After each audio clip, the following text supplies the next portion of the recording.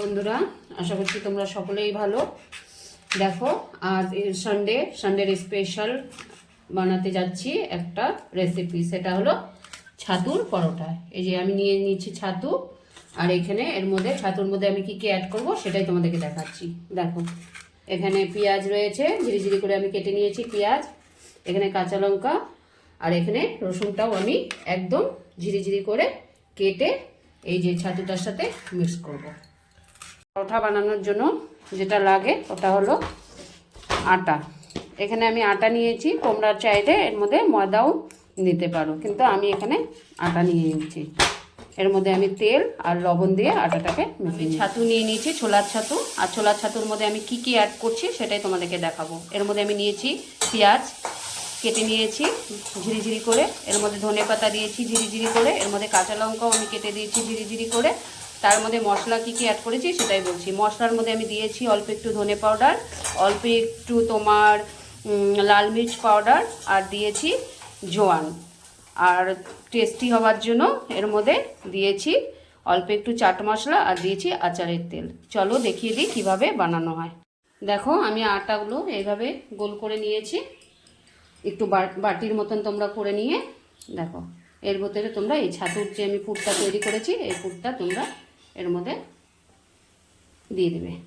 দিয়ে হাতের সাহায্যে তোমরা এটাকে বন্ধ করে গোল করে নেবে। এভাবে করে গোল করে এর ভিতরে আমি ছাতুর পুরটা ঢুকিয়ে নিয়েছি। এবার তোমরা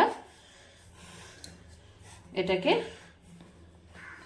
আটা হলো বা তেল দিয়ে তোমরা এটাকে পরোটার আকারে বেলে নেবা।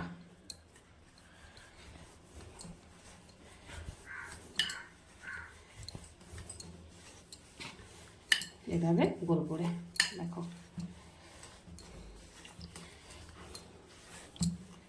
দেখেছ? দেখো, আমি আগের থেকে বসিয়ে নিয়েছিলাম, গরম হয়ে গেছে। দেখো, আমি পরোটাটা ছেড়ে দিলাম। পরোটাটা দুপাশ করে লাল করে ভেজে নিতে লাগবে। ভেজে নিয়ে আমি ব্রাশের সাহায্যে এর মধ্যে দুপাশে তেল লাগিয়ে নেব, সাদা তেল।